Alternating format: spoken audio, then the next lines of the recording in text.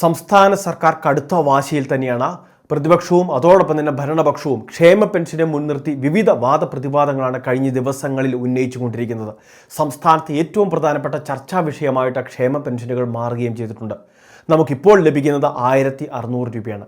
2024 April മാസം മുതൽ നമുക്ക് മുടങ്ങാതെ ആനുകൂല്യം എല്ലാ മാസങ്ങളിലും ലഭിക്കുകയും ചെയ്യുന്നുണ്ട്.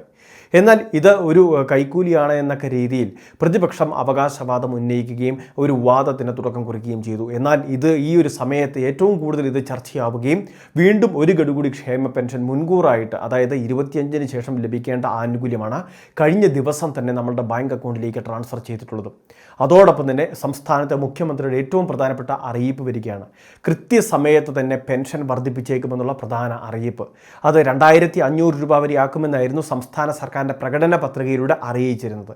എന്നാൽ ഒരാൾക്ക് 2500 എന്ന് പറയുമ്പോൾ ഒരു വീട്ടിൽ 2 ഗുണഭോക്താക്കൾക്ക് പെൻഷൻ ലഭിക്കുന്നുണ്ടെങ്കിൽ ആ വീട്ടിലേക്ക് 5000 രൂപയോളം എത്തിച്ചേരും.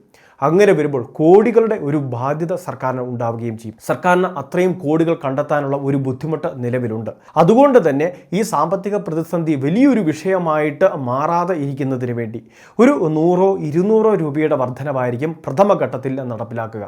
ഒറ്റയടിക്ക് 2500 എത്തിക്കുന്നതിന് സാഹചര്യം അനുവദിക്കുന്നില്ല.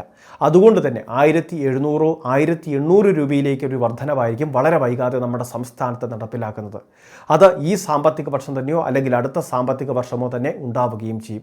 ഇത് സർക്കാരിൻ്റെ ഏറ്റവും പ്രധാനപ്പെട്ട ഒരു വാഗ്ദാനങ്ങളിലൊന്നായിരുന്നു. ഈ ഒരു പ്രകടന പത്രികയിലെ വാഗ്ദാനം വിശ്വസിച്ച് നിരവധി ഗുണഭോക്താക്കളാണ് തങ്ങളുടെ സമ്മതിദാനാവകാശം ഇവർക്ക് വേണ്ടി വിനിയോഗിച്ചതും.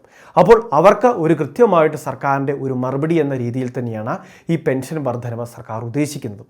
1800 രൂപയാക്കുകയാണ് എങ്കിൽ പോലും അത് വലിയൊരു ആശ്വാസമായിട്ട് സാധാരണക്കാർക്ക് മാറുന്ന ഒരു സാഹചര്യം.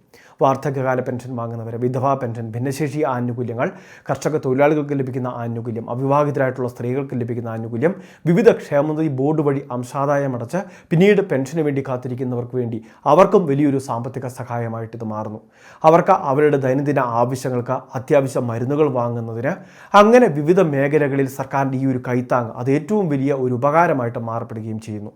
അപ്പോൾ ഈ ക്ഷേമ പെൻഷൻ വർധനവ് അത് കൃത്യമായിട്ട് ഇതിൻ്റെ എല്ലാം ആനുകൂല്യം നമുക്ക് ലഭിക്കണമെങ്കിൽ ഈ ബുധനാഴ്ച മുതൽ, അതായത് ജൂൺ മാസം 25-ാം തീയതി മുതൽ സർക്കാർ ആരംഭിക്കുന്ന വാർഷിക മസ്റ്ററിങ്ങിൽ നമ്മൾ പങ്കെടുക്കുകയും വാർഷിക മസ്റ്ററിങ് വിജയകരമായിട്ട് പൂർത്തിയാക്കുകയും വേണം. ജൂൺ മാസം 25-ാം തീയതി ഇത് ആരംഭിക്കുമെങ്കിലും നമുക്ക് ജൂലൈ മാസവും ഇത് ചെയ്യാം, ഓഗസ്റ്റ് മാസം വരെ ഇത് ചെയ്യാൻ സാധിക്കും. അതായത് ഓഗസ്റ്റ് മാസം 24-ാം തീയതി വരെ ഇതിന് സമയം അനുവദിച്ചിട്ടുണ്ട്.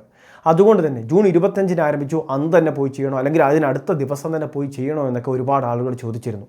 നിലവിൽ ഒരുപാട് ഇളവുകളുണ്ട്. 2 മാസത്തോളം നമുക്ക് സമയമുണ്ട്. ഈ സമയത്ത് എപ്പോൾ വേണമെങ്കിലും നമുക്ക് അക്ഷയ കേന്ദ്രങ്ങളിൽ എത്തിച്ചേർന്ന് ഇത് ചെയ്യാൻ സാധിക്കും. അക്ഷയ കേന്ദ്രങ്ങൾ വഴി മാത്രമാണ് നിലവിൽ മസ്റ്ററിംഗ് ഉള്ളത്. ആധാർ കാർഡുമായിട്ട് എത്തിച്ചേർന്ന് വേണം ഇത് ചെയ്യാൻ. ആധാർ ഒരുപാട് പഴയതൊക്കെയാണ് എങ്കിൽ അതോടൊപ്പം തന്നെ നമ്മൾക്ക് ബയോമെട്രിക് സംവിധാനമാണ് ഉപയോഗിക്കുന്നത്. അതുകൊണ്ട് തന്നെ വിരലുകൾ പതിക്കുന്ന സമയത്ത് അത് കൃത്യമായിട്ട് പതിയപ്പെടാതിരുന്ന് കഴിയുമ്പോൾ ഇത് ബയോമെട്രിക് മസ്റ്ററിങ് ഫെയിലിയർ ആവും. അങ്ങനെ വരുമ്പോൾ നമുക്കൊരു ഫെയിലിയർ റിപ്പോർട്ട് കിട്ടും. ഈ റിപ്പോർട്ട് മുഖാന്തരം നമ്മൾക്കൊരു മെഡിക്കൽ സർട്ടിഫിക്കറ്റ്, ഒരു ലൈഫ് സർട്ടിഫിക്കറ്റ് ഹാജരാക്കി മസ്റ്ററിങ് പൂർത്തീകരിക്കാം. ആ മസ്റ്ററിങ് പരാജയപ്പെട്ടാലും ലൈഫ് സർട്ടിഫിക്കറ്റ് ഹാജരാക്കാനുള്ള അവസരമുണ്ട്. അതുകൊണ്ട് തന്നെ ഈ കാര്യങ്ങൾ പ്രത്യേകം ശ്രദ്ധിക്കുക. ഇനി മറ്റ് സംസ്ഥാനങ്ങളിലൊക്കെ ആയിരിക്കുന്നവരുണ്ട്, മക്കളുടെ കൂടെയൊക്കെ മറ്റ് സംസ്ഥാനങ്ങളിലൊക്കെ ആയിരിക്കുന്നവർ, അങ്ങനെയുള്ളവരുടെ കാര്യം കൃത്യമായിട്ടൊന്ന് ശ്രദ്ധിക്കണം. അവർ നമ്മുടെ നാട്ടിലെ അക്ഷയ കേന്ദ്രങ്ങളിൽ എത്തിച്ചേർന്നാലേ അവർക്ക് ചെയ്യാൻ സാധിക്കുകയുള്ളൂ. അതുകൊണ്ട് തന്നെ ഈ 2 മാസത്തിൽ എപ്പോഴെങ്കിലും ഒരു പ്രാവശ്യം അക്ഷയ കേന്ദ്രങ്ങളിലെത്തി ഇത് ചെയ്യുന്നതിന് വേണ്ടി ശ്രദ്ധിക്കുക. എല്ലാവരിലേക്കും ഈ പ്രധാനപ്പെട്ട അറിയിപ്പ് നിങ്ങൾ ഷെയർ ചെയ്തെത്തിക്കുക. ഇതുപോലുള്ള വിവിധ സർക്കാർ പദ്ധതി അറിയിപ്പുകളെല്ലാം കൃത്യസമയത്ത് ലഭിക്കുന്നതിന് ചാനൽ സബ്സ്ക്രൈബ് ചെയ്യുക. ഫേസ്ബുക്കിൽ വീഡിയോ കാണുന്നവർ പേജ് ഫോളോ ചെയ്യുക.